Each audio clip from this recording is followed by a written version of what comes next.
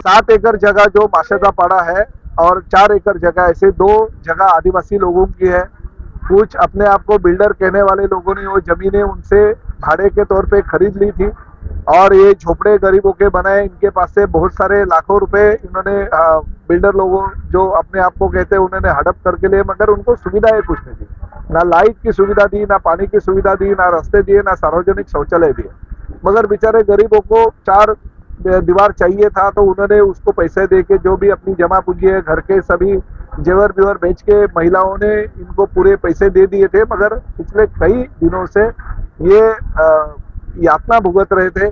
हमारे वहाँ के नेता राममोहन शर्मा जी है, हमारे बंडे जी है, कमलाकर पाटिल और सभी लोगों के बाद जब ये घटना उन्होंने बताई तो राममोहन शर्मा के नेतृत्व पे अदानी के कार्यालय पे मोर्चा भी लिया गया था। फिर अदानी के कुछ अधिकारियों से मैंने बात की तो इलेक्ट्रिक का जो मीटर है वो देने का उन्होंने वायदा किया, मगर जिस वक्त वो वहां पे लगाने गए तो स्थानीय आदिवासियों ने उसको विरोध किया, क्योंकि उनका ये कहना था हमारे 7/12 पे सरकार का बोझा चढ़ा गया, हमारा नाम भी 7/12 से निकाला गया और ये बिल्डरों ने जब उस झोपड़े बांधे तभी जो भरनी की थी वो भरनियों की वजह से हमारे ऊपर महसूल खाते का वो बोझा चढ़ा है। तो हमें लाइट देने में कोई दिक्कत नहीं है, मगर वो बोझा उतरना चाहिए, इसके लिए कुछ ना कुछ करने चाहिए। तो मैंने आज ये बैठक ले ली। वो आदिवासी जो मालिक है उनको भी बुलाया था, हमारे झोपड़ी वाले जो लोग हैं उनके प्रतिनिधियों को बुलाया था, हमारे सभी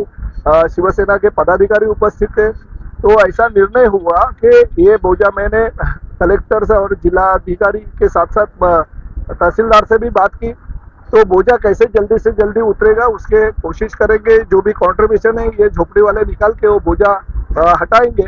मगर मैंने आदिवासी को क्लियर कट बोल दिया कि किसी भी हालत में लोगों की जो सुविधा है, बिजली हो, पानी हो और रास्ता हो, शौचालय हो, ये आप काम रोक नहीं सकते हो। ये विधायक की जिम्मेदारी है उनको सब सुविधा देने की।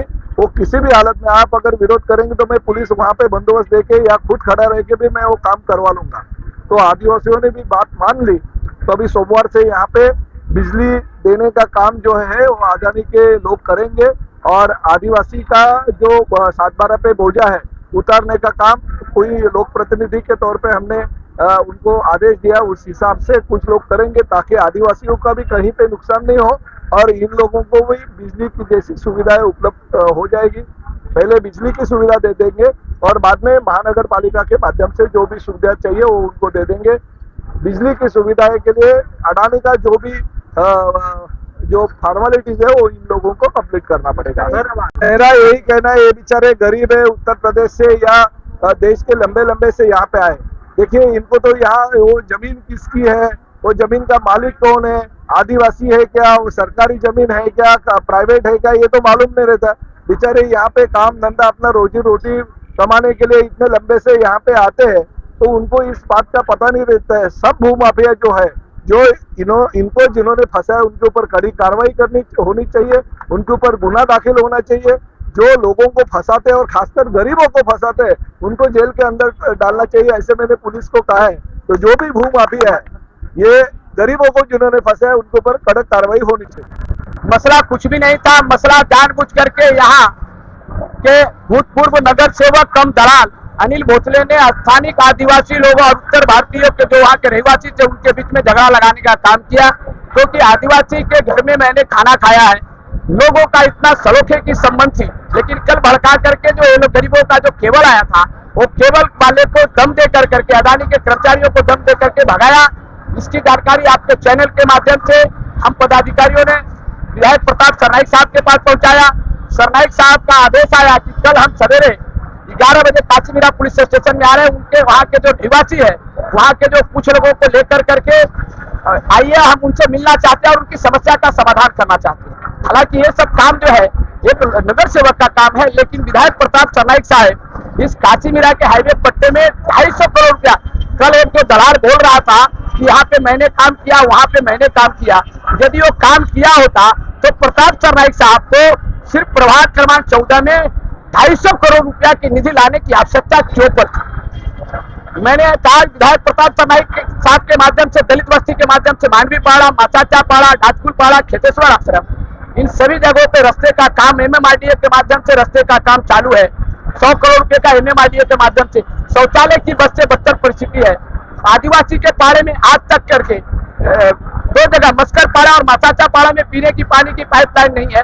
तो इन दलालों ने क्या काम किया, इनके नगर सेवकों ने क्या काम किया, ये जनता को 8 साल से मूर्ख बना करके रखा। आज यहाँ की जनता जागरूक हुई और 1 महीना पहले मेरे पास आए, उसका पाठ पुरावा किया। उसका नतीजा था कि कल केबल पढ़ने का काम चालू। विधायक वहाँ के गाँव तरीका यानी आदिवासी का भी प्रतिनिधित्व करने वाले करते हैं, वहाँ के उत्तर भारतीयों को प्रतिनिधित्व करते हैं, जो भी अन्य समाज को, गुजराती समाज, मारवाड़ी समाज, सभी समाज, बिहारी समाज, सभी को प्रतिनिधित्व करने वाले विधायक प्रताप चंद्र नाइक साहब हैं।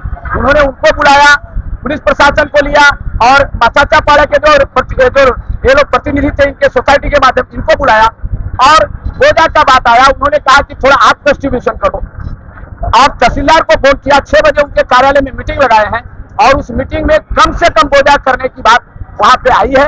और कुछ लोग यानी ये लोग तैयार हो गए, 500 रुपए से लेकर के 1000 रुपया ये लोग बोले कि हम लोग मदद करेंगे।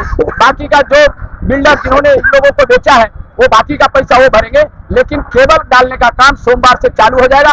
उसके बाद महापालिका के माध्यम से पाइपलाइन डालने का और सीमेंट रास्ता करने का और गटर बनाने की आश्वासन विधायक प्रताप चंद्र नाइक साहब ने ये सभी जनता को दिया।